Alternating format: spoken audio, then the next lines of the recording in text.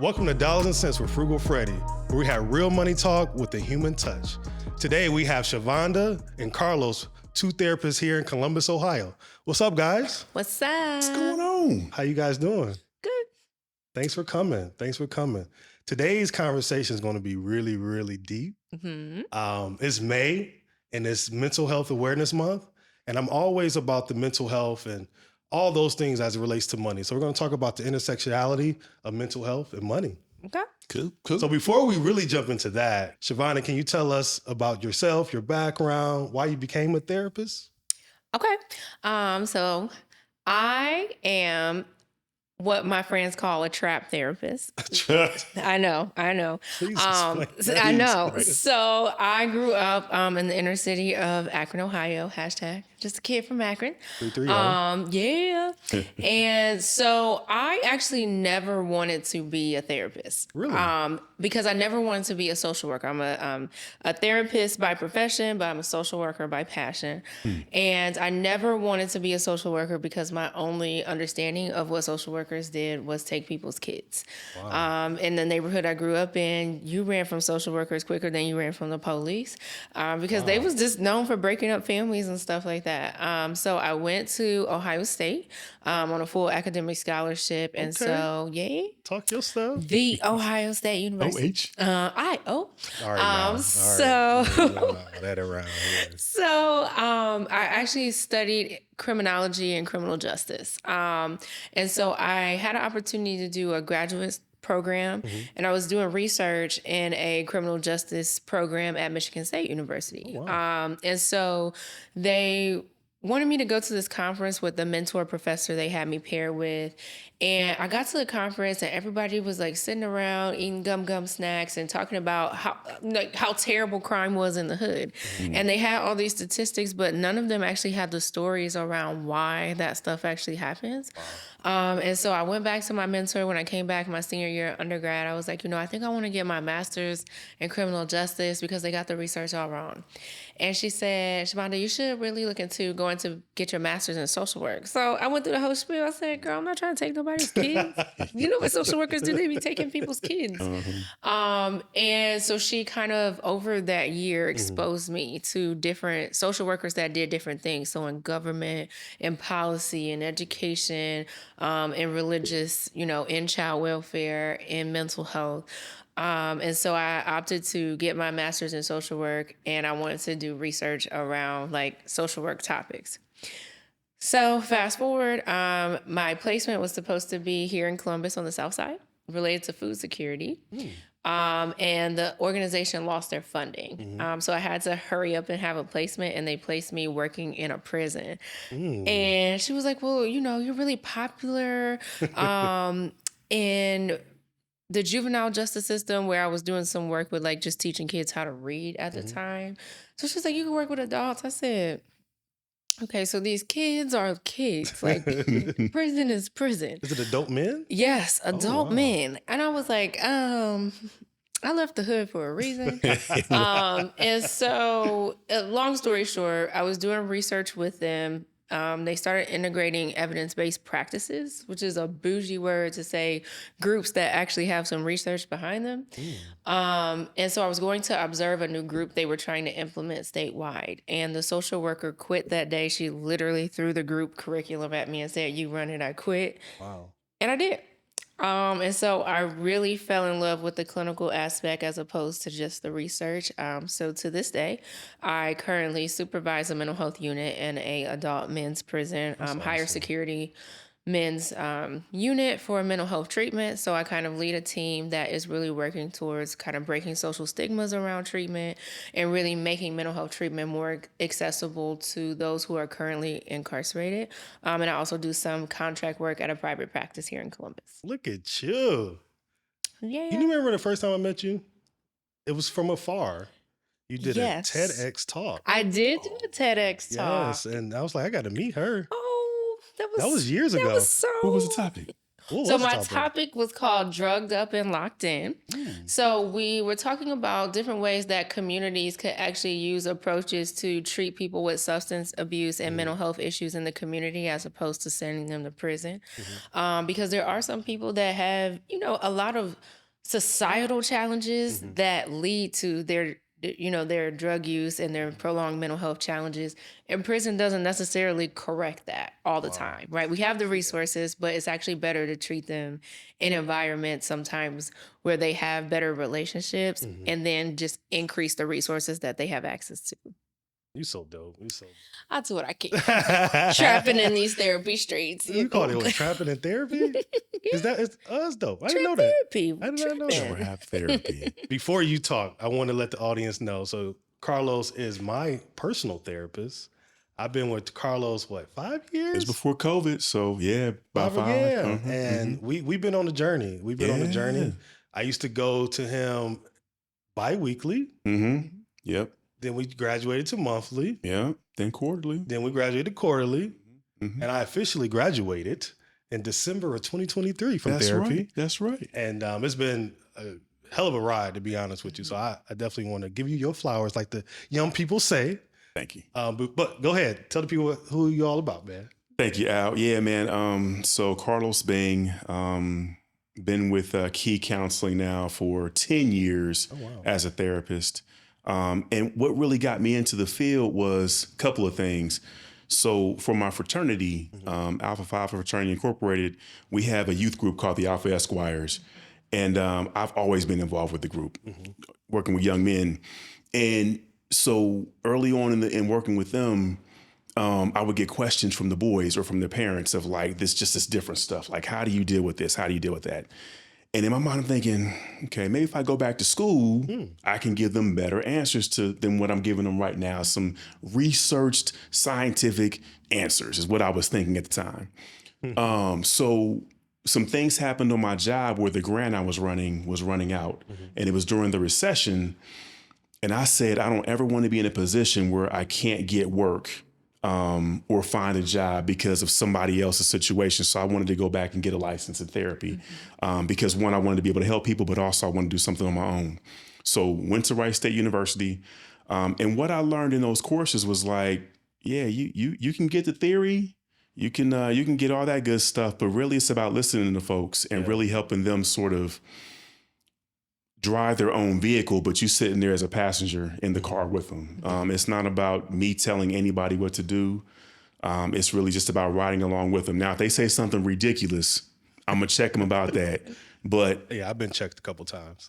You never really say anything crazy, A little crazy. But you kept it real. And I think we were able to have like dialogue back and forth. And it was never about me imposing my will, because who knew you better than you? Yeah, that's right. And so I always felt like if I can help sort of give some information and help out and guide, that would be my focus. And so that's what I've been doing for 10 years. I love the work. That's awesome. I honestly tell folks, I don't feel like I'm working a day in my life. Like between my day job and therapy, it's just me doing God's work. And I really enjoy it. Y'all definitely doing God's work. Yes. We need y'all. Love it. And I love that you're doing something in the community for the young men. And I think that's so important, especially as young men, like all the different challenges they have to work through, the bullying, social media, all the things. So, and I love that. And I didn't know you was been doing that for 10 years. 20. Well, therapy for 10, but Esquires for 20. Wow. Wow. Yeah. Okay. So, Siobhan, I know you're involved in something in the community with a am. nonprofit. Is it based in Cleveland, right? It is based out of Cleveland. Okay. You know, 216. we still, Northeast Ohio is always a very special place to me. So yes, I am the board president of an organization called Peel Them Layers Back. Peel Them Layers Back. Which is an organization that looks to provide mental health awareness and mental health resources to Black young men and boys through the lens of hip hop culture. Yes. And so we Told you she do dope. a lot of, obviously I'm not so much facilitating a lot of our programs, our primary program being called the Cope Dealers, which they go through a 10-week curriculum, and they also have a creative project. So like our most recent class, they actually made a studio album, their own mixtape. Nice. So I kind of help the backside of it, finding grants to kind of support the programs and pay our facilitators. but it was founded by a guy named Archie Green. I think you've met Yeah, Archie. shout out to Archie, He's man. a great person. Yes, he is. And so, you know, it really is inspiring to kind of see how his journey has really birthed this organization and seeing, you know, that we're in various spaces in Cleveland, both the suburbs and the inner city, and finding ways that, you know, young Black men can express themselves in ways that are very mentally healthy, mentally safe, but still really dope, and things that they enjoy doing, and more importantly, sharing with their friends. So that's dope. good. And it sounds like, well, from what I can tell, you guys made it a cool thing with the kids. And, you know, it's all about make it look cool and try to help them understand how important mental health is. So shout out to Archie. And also, I got a shirt from you guys. Free the mind and heal the people. Oh, Yes, yeah. All right now. that's a good one. Yeah. It's one of my favorites. Yeah, I love this shirt. So I Yeah. had to definitely wear it for this episode. Yeah. So, y'all ready to hop in? Let's get To it. the real. The real tea. tea. I don't know if it's tea.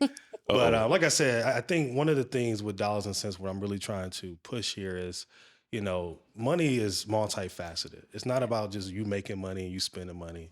A lot of it starts with just how you think about money and how either trauma from back in the day or maybe successes currently. So with that, like, how do you define mental health in your own words? And Shavonda, you can go first. Okay. So I define mental health as an expression of your overall well-being, right? When we talk about mental health, I think it's one of various dimensions of health, right? So it ties into the whole you, right? But mentally, it focuses on how you are well and how you express yourself, how you maintain your personal relationships, and more importantly, how you treat yourself, right? How do you talk to yourself, what you allow yourself, what boundaries you are consistent with setting with yourself, right? Because we can do a lot for other people, but when we're not mentally well, you know, we do a lot of damage to ourselves before we even kind of get impacted by other people. So That's real. yeah, that's my definition. And I want to say something there, like negative self-talk. I check myself on that. Like if I'm thinking something like, no, don't say that about yourself. That's what you got to do. Yeah, and like even people in my life, and if they say something crazy, I'm like, no, don't say that. Don't say that. Like, that's not nice to That yourself. speaks into you. Yes. Yeah, and it's the, you know, the subconscious. You're like, oh man, whatever the thing is, I'm not smart, you know, I'm not tall enough, whatever the case is. You start to believe it. That's and it may not even be thinking. true. And it may not be true. It may not be true. But you living on that, like going forward. Definitely. How you define mental health? I don't know if I can give it much more than Shavonda did. I mean, I think you killed the whole definition. But it's really just mental health is an opportunity to like talk, to get whatever's up here out. So often what happens is these thoughts, these irrational thoughts, these conversations we have with ourselves are stuck. And mental health therapy is a way to get those things out. And then like actually hear yourself say it and like either say to yourself, that's kind of ridiculous, or work through how can I get this to a better place where I'm not operating in this wildly crazy thought process. I've heard stories of people who like go to work and will, you know, go in and cuss folks out, right? But it's because of stuff that happened at home. Maybe something bad happened at home. And so mental health is really being able to think about, okay, this is your home environment. Deal with stuff at home. When you're at work, keep those things separate. It's about making sure you're healthy in those spaces so that you can treat people in those spaces the way they deserve to be treated and not blame people that was over here for something over there. That's real. So that's kind of my definition of how I think of mental health. And it's all connected, you know, like if you're not thinking right, your money ain't gonna be right. It ain't gonna be right. You know, oh man, I'm broke.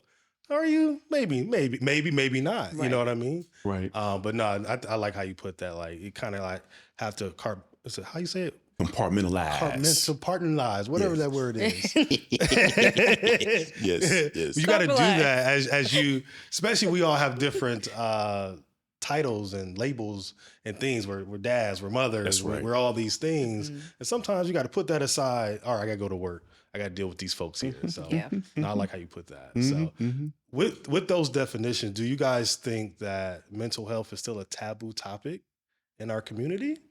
Or is it becoming less taboo now? Or is it a generational thing? I think both, right? So I think it's becoming a little less taboo, but I think within certain generations and forward, right? So like my mom is very much still oh, you depressed, well, depress these dishes type of mom, right? So, she is very, she's kind of just like, Whoa, mama. okay, right. So, we always have these talks, right? Like, mom, okay, prayer and Prozac, Zion and Zoloft.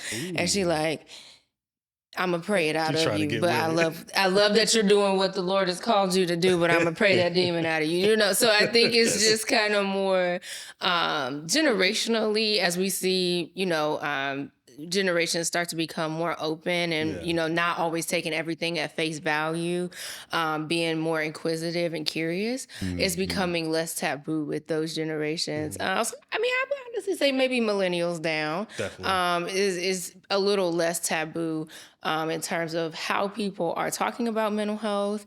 And also, people being able to share the resources that they're using to better manage their mental health. That's also becoming a little less taboo. No, I like that because one thing I'll do, I'll take a mental health day in a heartbeat. Okay. And I would share that with my coworkers. Like, yo, not today. I can't do it today. Yeah. And I actually recently did that. So it's one of those things where you got to your point earlier, you got to have those boundaries. If you ain't feeling it, you ain't feeling it. Nope. So what you think? Is it still taboo? Is it fading away or? Again, agree with Shavonda. It's a little bit of both. Yeah. I think particularly in our community, and then I'm also, I go to church. And so that's also a whole nother community of like, you got a lot of folks who will say, well, that don't really fit here. When really, there's scripture that talks about, and I can't call up any scripture right now. I'm not that well versed in the Bible, though I've read the whole thing. But there's scripture that talks about the power of like faith without works is dead. Like you got to put in work to make things happen. You got to be able to put a plan together. And so, you pray, but then you got to talk to the folks that know, professionals, that can help you get to a place. And so being able to trust that like you can get assistance from someone beyond your pastor or in addition to your pastor is critical. So in the Black community, I think it's still taboo. I think it's getting better because I know I have a significant number of African-American and Black and brown clients. And I don't think if it was in the 80s, that would not have been the case. Like I can guarantee that would not have been the case. So it's getting better, but there's still work to be done. No, and I think that's good that there's still work that needs to be done. That means more people need to be healed. Amen. Yes. And I remember I had a conversation with my mom. She was like, she calls me Duran. That's my middle name. Duran, you're so laid back. Nothing phases you. I said, Mama Steph, you're looking at a healed person. Well, I don't let it bother me. Like if I can't control it, I'm control the controllables. Right. That's what I told her. She's like, well, all right, whatever. And I said, well, you may need some therapy, Mama Steph. So mad that we unbothered. Yeah, but I love how you guys broke that down and I kind of got a hot take here with mental health. And I think it's becoming the scapegoat too. Because everything gets chalked up to mental health. We were literally Outside. just talking about that. And I'm like, all right, that's just bad. That's not mental health. You know what I mean? Yes. All right, what was your thoughts on that? So, and I love a good TikTok. I love a good TikTok. I have learned to make some fantastic dishes in 1/3 of the time that I originally knew how to make them. But, I think sometimes sometimes it's just habits we have to change or things that we have to kind of be more conscious about. And so, at least on my own work, a lot of people are coming with, oh, I don't have any friendships because I'm on the spectrum and I have ADHD. Those are two very real diagnoses. But I'm like, you also haven't left your house since 2020. Right. And so maybe you just need to get back to socializing, or maybe you just need to get back to practicing really healthy habits that you've always been engaged with. Right. Maybe we need to explore why you're not leaving your house. Right. That might be something we really have to tap into. But cutting off all of your friends and not really leaving your house is, that doesn't really have anything to do with ADHD. Right. Yeah. So sometimes I think, people can it's very easy to say, well, I'm not doing X, Y, and Z because of all of these mental health issues. And part of it, I think sometimes is that people are afraid to heal. Like sometimes being healthy takes a lot of work. It does. And it also means you don't really know how people are going to respond to you being healthy and healed if you've only known a very broken version of yourself, right? Or unhealthy version of yourself. And I think that work also uncover some things that you may know about yourself, but you're like, man, I don't want to deal with that. Yeah. I just want to put that over there. And I know when I was going through my journey, I went in isolation. I didn't want to see nobody. This was after COVID. Like I didn't come out. I stayed in my little cocoon, me and Savannah, and that was it. Yeah. And now I'm outside now. Not like Riding that. your bike. You know what I'm saying? No. But no, and I think that's the thing. Like you have to be self-aware. Like, okay, I say this, but what am I doing that can get me out of this rut and not just chalk it up to the mental health? Yeah. You have anything to add to that, Carlos? Carlos Bing. Man, I be having so many ideas I can ramble on, but no, I won't add anything to this one. I'll wait till another. All right. So you get the first question in this one, man. Cool. I think when it comes to personal finance and mental health, I know we talk about that a lot in our sessions when I was going to therapy. You know, what comes to mind when you hear the intersection of money and mental health? Ooh, what do I think of? Potential drama. Ooh. So when I think about the intersection of those two pieces, so first off, and I'm thinking about this from the perspective of our conversation, being, you know, married at the time. So you're bringing your past history of money use That's real. into a situation, and then this other person's bringing their money use into a situation, which may look very different. And so how do you combine those? Well, my mom and dad did it this way. That don't mean it was the right way, right? Well, my mom and dad did it this way. That's how they did it. That's real. What do we do as a family to make it work?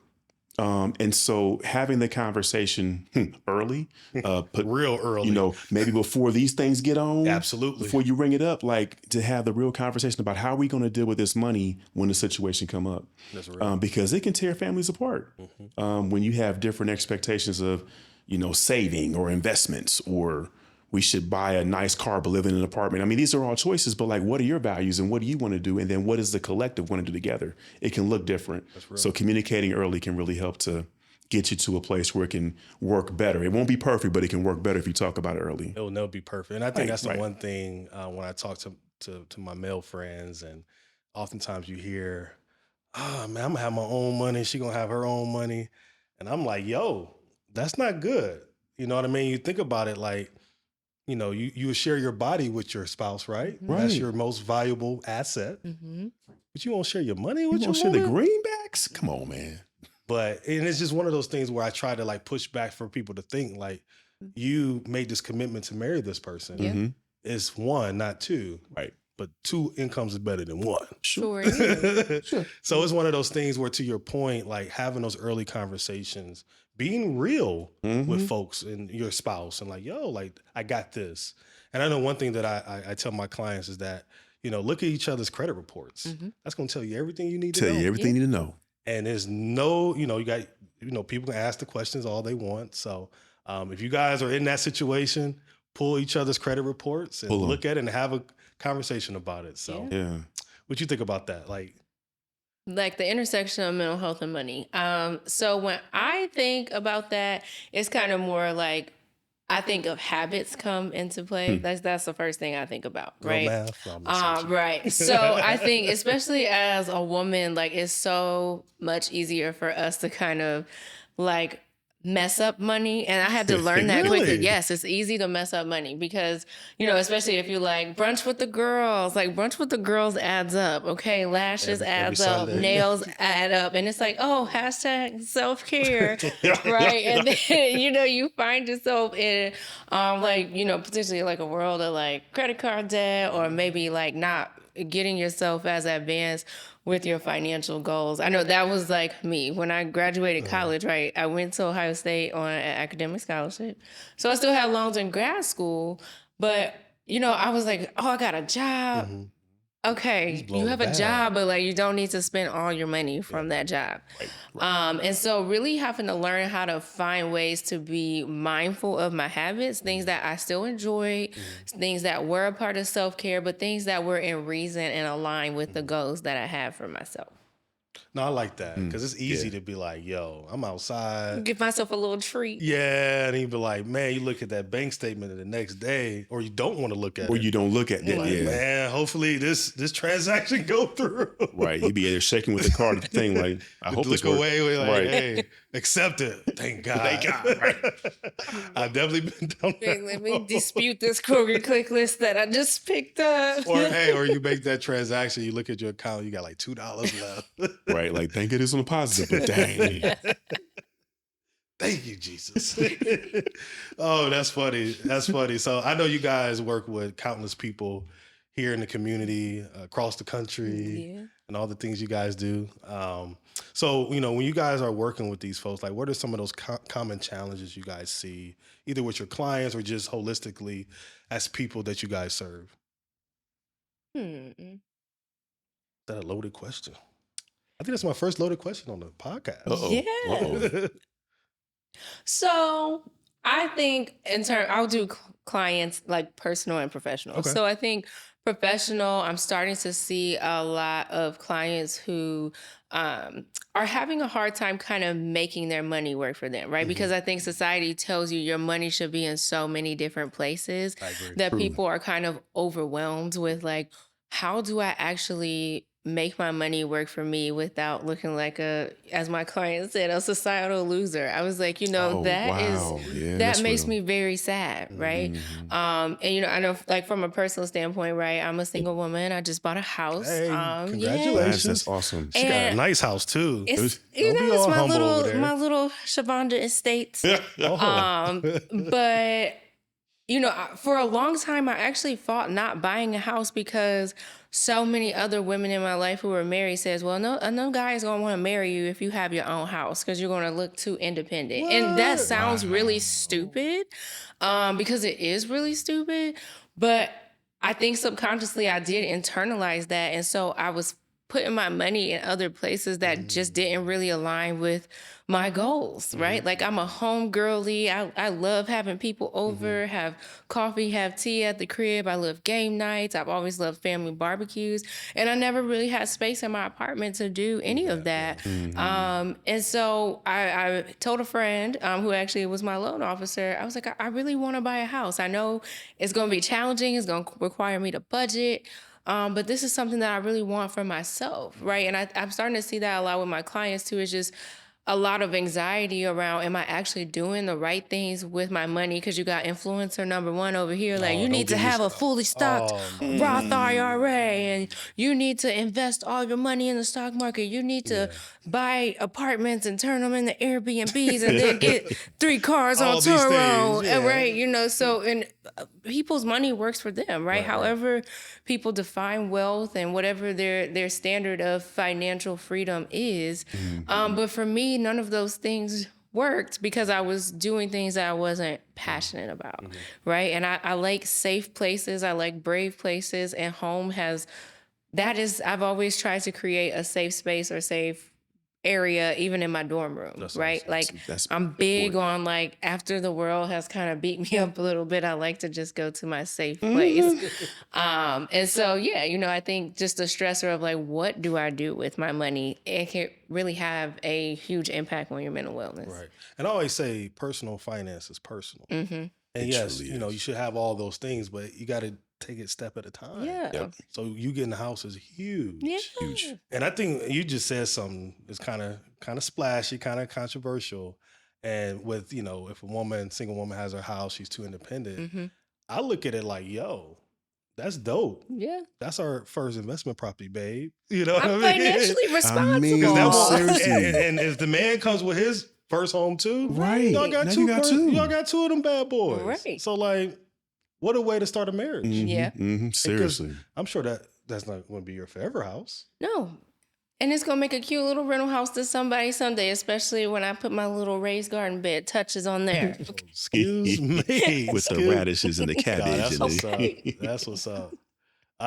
Carlos, what are some things you see out there in the world and the different spaces you operate in with the money and all those things, all those challenges? One of the questions I often get in therapeutic settings, particularly when couples have come together, is, again, how do we decide, or what do we decide with this money? What's the proper way? What's the right way to spend our money? And again, it goes back to what I said earlier. There is no one right way. Like it's just y'all's way. Facts. What are y'all going to agree on? If y'all decide the husband going to pay for everything, if that works for y'all, have fun. Does that work in the Bing household? Absolutely not. We both contribute. We split it down the line 50-50. That's what we decided to do. But that's just, it works differently based on what your values are. And so what I always encourage my clients to do is to like sit down and share your individual plans and then see what matches. More than likely, 75, 80% of it's going to match anyway.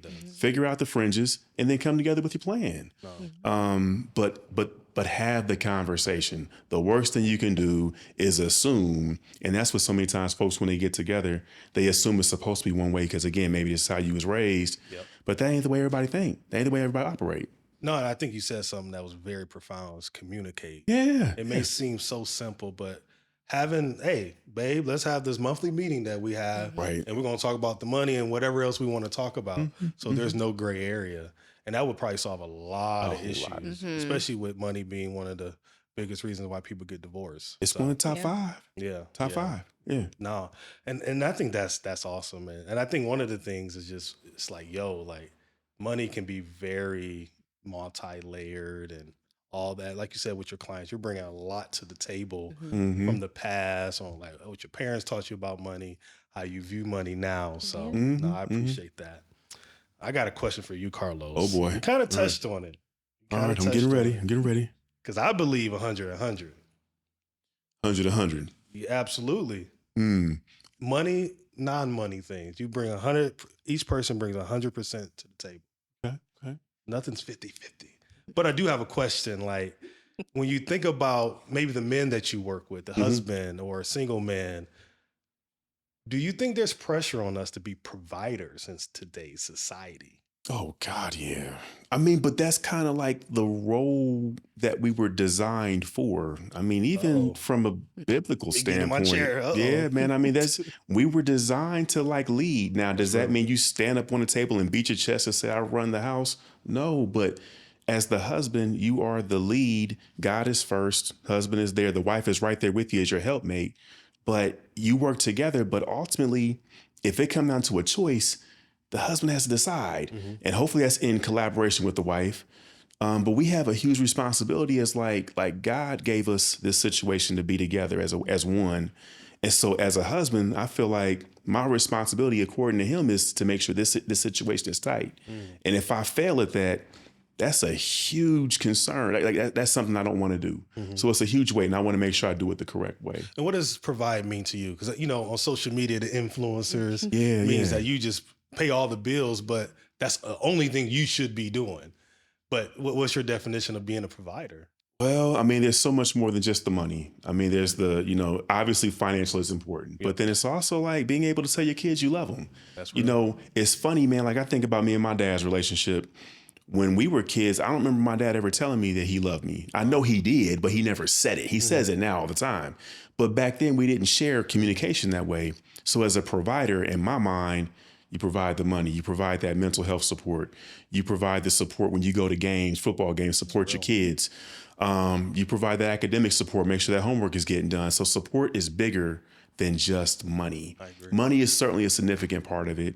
But then, so when you look at the money aspect singularly, sure, is it the man's responsibility? I think it's the male's responsibility to sort of make sure the conversation happens. But I think that the two together need to figure out, how are we going to do this? How are we going to manage our money? Is it going to be solely me? Is it going to be solely you, or some kind of a split? Yeah. And then go forth. Or hit your boy up, Frugal Freddy, and or hit a Frugal. He got you. No, in all seriousness, man, that's one of the things where what I'm really building is like helping couples with their money. Yeah.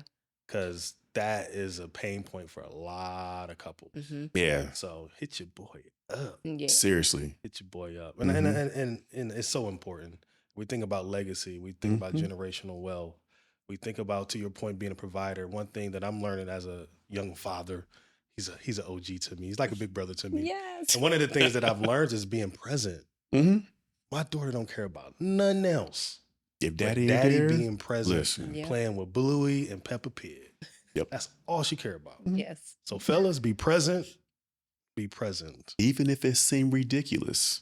Half the I'm not time going it to put this is. person's business out there because she probably watched the show, but somebody I know isn't a wrestling fan, but her son is. Oh, dope. Son came to her and said, "Mom, can we have a conversation about this?" And she shot him down. I said, "You got to go talk to him where he's at so that you can engage and have that conversation. If you don't engage with where he's at, you're not going to be able to talk about anything, including money, including anything, because you shut him down. Find out what them interests are and talk to him about those things they're interested in and have the conversation." That's real. I just picked up wrestling. It's fun. I love it. It's fun. Man, I'm I going saw to- your post. Yeah, I'm You going were? to SummerSlam. Are you Cleveland? yeah. Okay, I might see there. We go. Yeah, we go. All dressed out and everything. Have my rock shirt on. Yeah, we can do it. and I think that's another thing, man, is, with money and mental health, like you got to still tap into that inner child. You do. And, Yes. if you need to save that money to go to SummerSlam or whatever the case may be. Mhm. I remember a couple years ago, I bought some tennis shoes. I'm not a big sneaker person. I know you are. I am. What are they, Hirachis? I don't know. But they were like $100. Mhm. I didn't want to buy them. I was like, ooh, being too frugal. And one thing that I'm learning, and even in my journey, being frugal is a trauma response. Ooh. Mm. You get what I'm saying? Like, I can afford these shoes, but why am I feeling guilty buying them? Mhm. And it's just like, ooh, I didn't like that. And me being Frugal Freddy, you know what I mean? I always tell people, I ain't really frugal. But Selectively frugal. I'm very selective with my frugalness. Like, if it's a trip, I am going. I am blowing the bag on a trip. And recently I've been blowing bag on clothes, but I'm budgeting for it. You know what I mean? And I'm finding ways to make more money to do that. Mhm. So, and I think that's one of the things as we think about those trauma responses. Yeah. Being frugal is not always a good thing. It's, and I think sometimes too, like for me, because I grew up kind of poor, like overspending is how my trauma shows up, right? It's kind of like trying to overcompensate for the things I feel like I should have had when I was younger.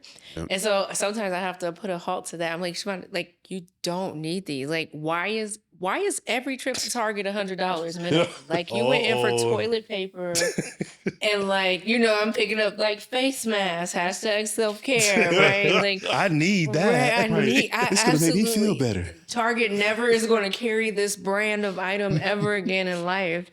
And so I think sometimes like being too frugal, but also overindulgence is also can be a trauma response. That's deep. That's deep. That balance is key. And it's difficult to get in the middle, but you're right. It's either you're doing too much or too little. And that can be very dangerous. No, that is. Yeah. That is. Mhm, And we don't want no trauma responses. None of that. And we may all have them, but we need that self-awareness. And then you got to work on them. Yeah.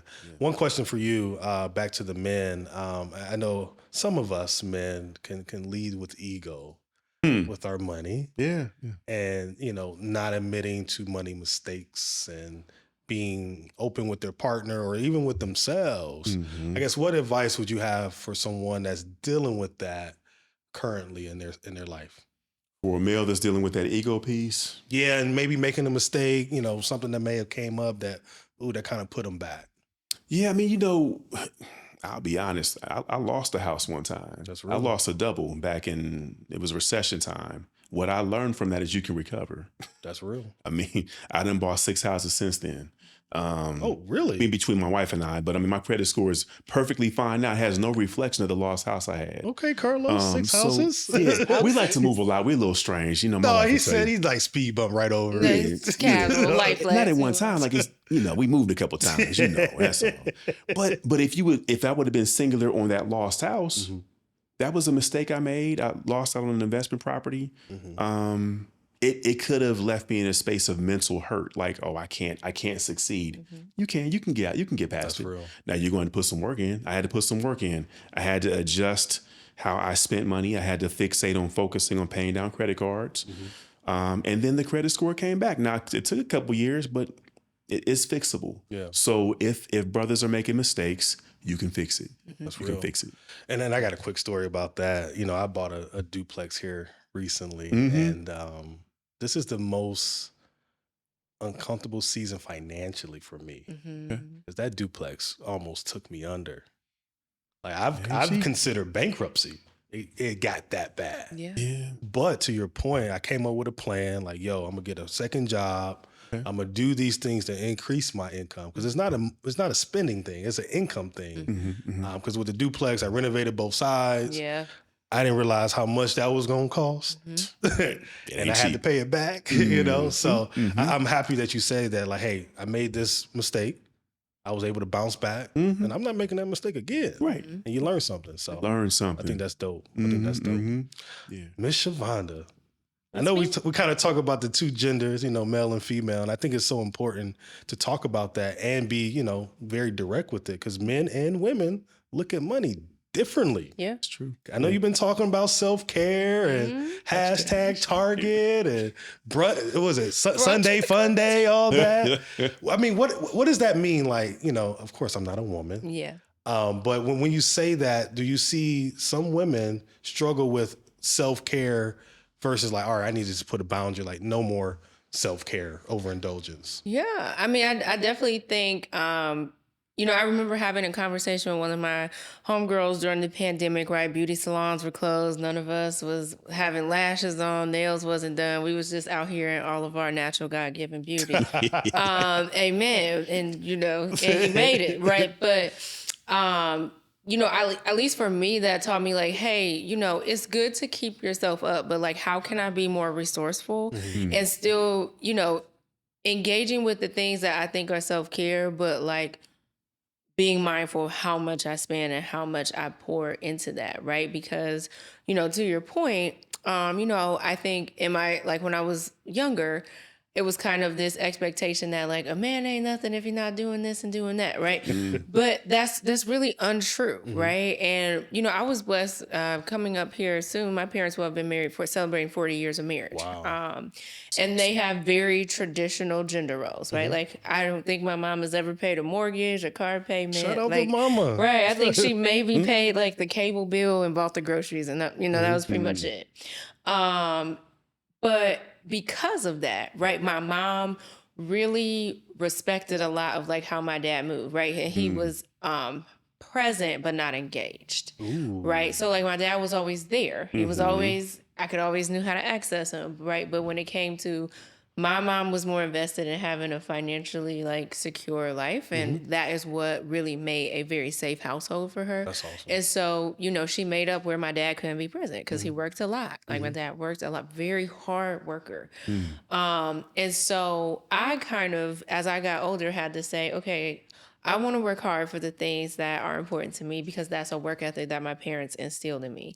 But also, I don't want to have to work so hard that I miss out on other areas of my life, my friends, my family, trying to go after all these things that are materialistic where I could just learn to be more resourceful. That's real. And I think it was in that, me kind of doing it for myself and doing it on my own, I really ditched these unrealistic standards that I kind of allow society for me to tell me like what a man is and ain't supposed to do.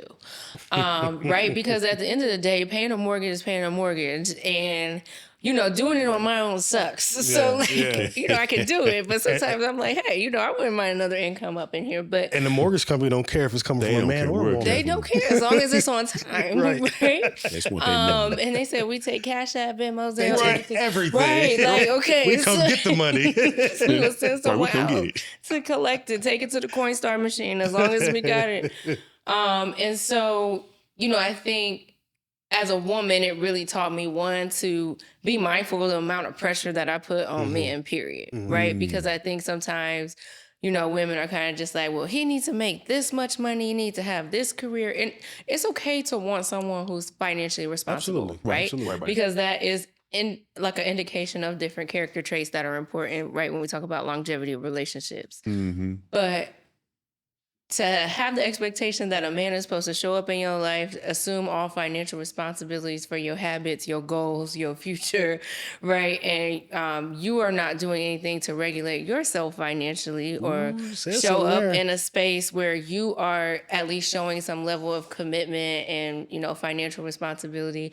It's just kind of unfair, right? And so I try to preach that to my friends. It's, you know, it's good that you want to have someone who do these things, but what are you doing for yourself Right. to also contribute to that? Yep. And if that really is your goal, what are you willing to trade off to see that happens, so right? real. You know, because my mom was willing to take the trade-off that she was primarily responsible for our upbringing, That's right? real. Like my dad was there on Christmas, Father's Day, maybe Easter, right? But that came with the trade-off that my mom was at basketball games. She was at theater. She was at parent-teacher night. She was cooking all the meals. She was doing the majority of the cleaning, right? But she was okay with that, right? Because she rather do that than, you know, have to kind of, like my mom always worked, but she wanted to work a job that she enjoyed, which was being an educator, but it didn't pay her a lot of money. But she liked having the opportunity to do what she felt like God called her to do, with the trade-off that she still had basically a whole nother unpaid job at home in our upbringing. That's real.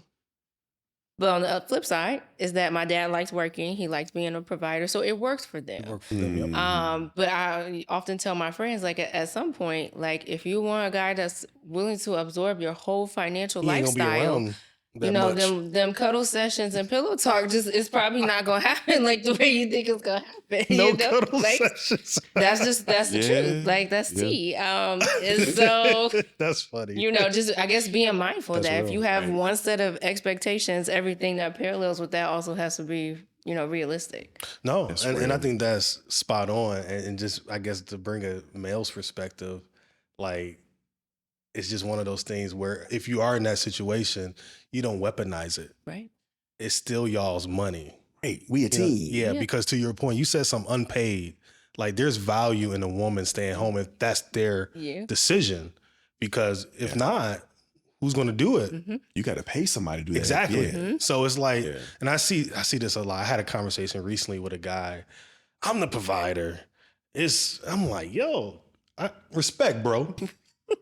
But how are you showing up for your wife? Right. You know what I mean? Right. And in that situation, his wife made more money than him.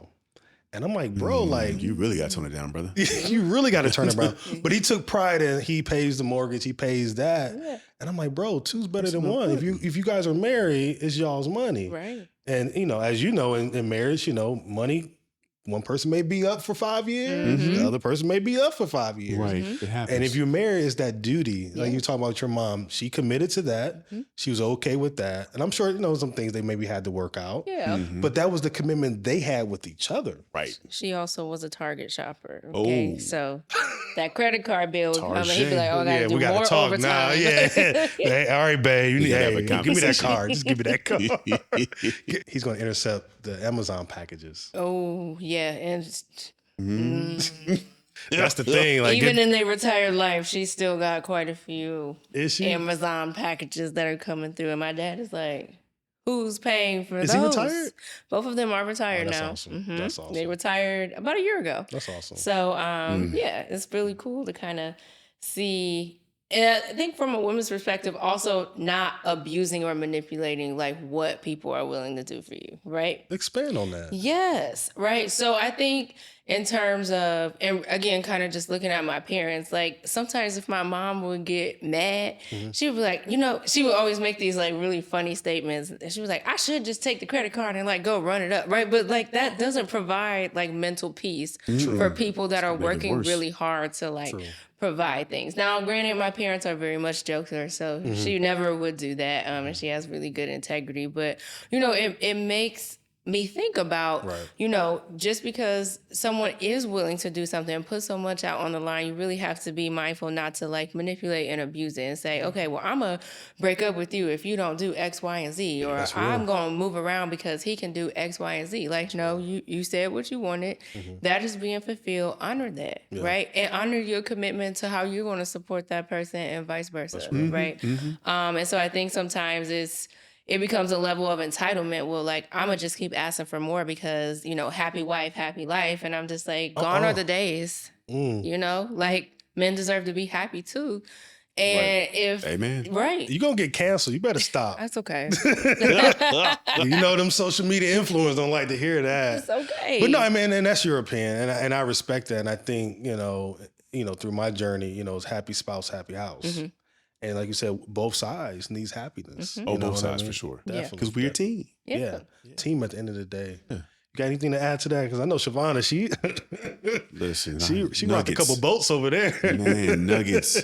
No, I mean, it's about team though. And, you know, anytime that one side ain't happy, they need to vocalize that, obviously, like share your opinion. That's real. But to your point about like not weaponizing, that is so important and so big.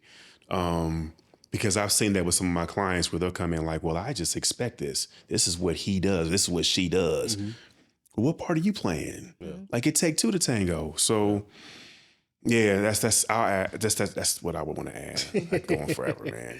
Yeah. All right, man. This was a good conversation. And in closing, what advice or coping strategies would you recommend to the audience if they're dealing with financial stress?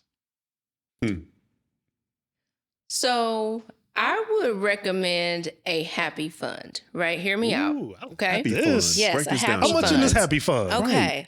So one of the things that I did, even when I was like at my most financially insecure, right? Close to broke as possible. But we don't speak negativity in our life. So I was just financially insecure. Was that I created a happy fund, right? So when I started learning how to budget, any goal that I had that I was saving towards, like I had to break it into smaller pieces, right? Even with my house, right? I was saving X amount of money for a down payment. When I got to 1/10 of that, then I found a way to find that extra $30, $35, and I just did something that made me happy. That's smart. Right. Or I attached like a financial commitment to a hobby. So I'm really into fitness. I love working out. Right. So I used to pay myself every month. Like, okay, this month I was able to find $20. I'm gonna put it in my happy fund. That way, if I'm at Easton when I'm supposed to actually be going to Target for things I need for home, and I slide by Fabletics or slide by Lululemon, right? It's like, oh, this is in my happy fund. Okay, I have $80. I can pick this up with a little less stress because I kind of saved for it and budgeted throughout where I had a little extra money or I spent less on groceries or gas for the last couple months. So still finding opportunities to give yourself those little gifts and things that make you you without blowing the bank, right? If you know that you're going to buy it anyway, just plan for it and create your little happy. I call mine my sunshine fund. I love that. You know, so when I needed some fun or needed some sunshine, I know I'm an emotional shopper, right? So I planned for it, right? So if I had a really bad day at work or a really bad couple of days at work, I'm like, dip into my sunshine fund, but it didn't create too much financial stress. I love that. Yeah. And it's the self-awareness. It's the delayed gratification. It's all those things. Didn't you pay off your car? I did pay off my car. You got to tell the people. That's a big deal. Yes, I paid it off in half of the time what my loan was for because, again, like, sometimes you just have to work smarter, not harder. I'd rather go hard for a shorter period of time than budget for a whole bunch of stuff over a longer period of time, right? Because if I want to shop, I want to shop. So if I could free up that money sooner, you just got to figure out what works for you. And, even my job is a hustle. Like, I love what I do. I mean that. However, there have been opportunities where I could have made way more money monthly, but my job has allowed me to get $76,643.43 wiped from my name. Student loan debt gone. Free. Congratulations. Amen. That's a huge benefit. Right. And so, she know the numbers to the T. Because I was looking at how I was going to have to pay this off. That's real. And now it's gone. That's real. Lord, pay it. That's 3 financial successes. You paid off your car, you bought a house, and your student loans. Pretty dope. Congratulations. That's dope. Pretty nice. Thank you. I told y'all, man, she dope, y'all. Y'all better hop on the plan. Carlos, you have any coping mechanism strategies that people can kind of work on and with their financial stress? I do have one that's pretty major. One of my favorite hip hop artists back in my day, Redman. Red used to say, Red, that's my dude, man. He used to say, and I'm not going to quote the line exactly because it's a little raunchy, but he said something about champagne wishes with Kool-Aid money. Ooh. And a lot of times people have these goals, but they don't have the money to hit the goals. And so what I often talk about is like, put that thing in an Excel spreadsheet. And when I say that thing, I mean put everything. That's real. And it ain't just the bills that come in on paper. You got your mortgage or rent, car note, car insurance, gas, electric, all those different things. But I'm also talking about the gas to run the car. I'm talking about when you go to Starbucks and you go once a day. So it's going to cost you $10 to get you that whatever you're drinking at Starbucks, which I don't drink, but some people love it. Like add all that stuff in there, like put it all in there and make sure you tabulate it all and make sure you have enough to actually cover all that. That's real. And if you don't, figure out what you're about to cut off of that Excel spreadsheet. That's real. But if you don't do those things, you are guaranteed to be mad come the end of the month because you're going to be in the red. That's real. Guaranteed. So I would just say use that Excel spreadsheet, put all that stuff on paper. And then if you are married or you have a partner, make sure y'all talk about, this is my list. This is your list. Does it work? That's real. And What's that if saying it again, doesn't, Redman said? Champagne goes with Kool-Aid money. We might have to put that on. Now, he said it different. I'm sure he had. He was a I'm little sure he raunchy did. what he said, but that's essentially what he's talking about. That's what's up. Mm-hmm, mm-hmm. No, and I think that's the one thing because I'm an Excel guy. Yeah. Like everything's in Excel and With tabs. tabs, Use them colors, tabs. everything. Color coded. And you guys can visit frugal-freddy.com to get your latest Excel budget spreadsheet and debt tracker. So thanks for the lob. Hey, I throw them up. You dunked it. There you go. Thanks for the lob. No, thanks for coming to Dollars and Cents. And I really appreciate you guys doing God's work. Yeah. You guys both have helped me in my journey.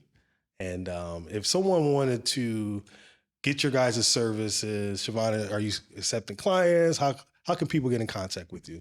So I on the side, I work at Meadows Counseling Group here in Columbus. So you can just do a general inquiry. It just depends on when you actually inquire if I'm accepting clients or not. That's typically how the therapy world works. But definitely, I'm always willing to talk to people if they are looking for something specific. If I don't have availability, I get to connect with other dope therapists in the city where I can refer you. Or sometimes it's just a resource, right? Sometimes people say, oh, I want life coaching, or I kind of want a couple books to read around this. Independent of what people think, I do read for fun, even though I read a lot of clinical documentation. I'm sure. But just knowing different like resources that can be of self-help, right? Because even therapy is an investment, right? And if you kind of trying to move your money around, maybe, paying for that might not be an option right now, but there are still therapeutic resources. So Meadows Counseling, Shavonda Johnson, that's the easiest way to get at me. Hey, Carlos? I'm at Key Counseling. You can actually email us at info@keycounseling.org if you'd like to get set up with a clinician. If we can't help you, we usually refer back and forth to another agency in the city, but we often share back and forth. But the key is to get that ball rolling, get it started. If you are thinking about counseling, send that email and hopefully you come in for therapy, but at least if you take that first step, some action can occur. No. And I think that's awesome. And when you talked about it's an investment, it definitely is an investment. Oh, it is.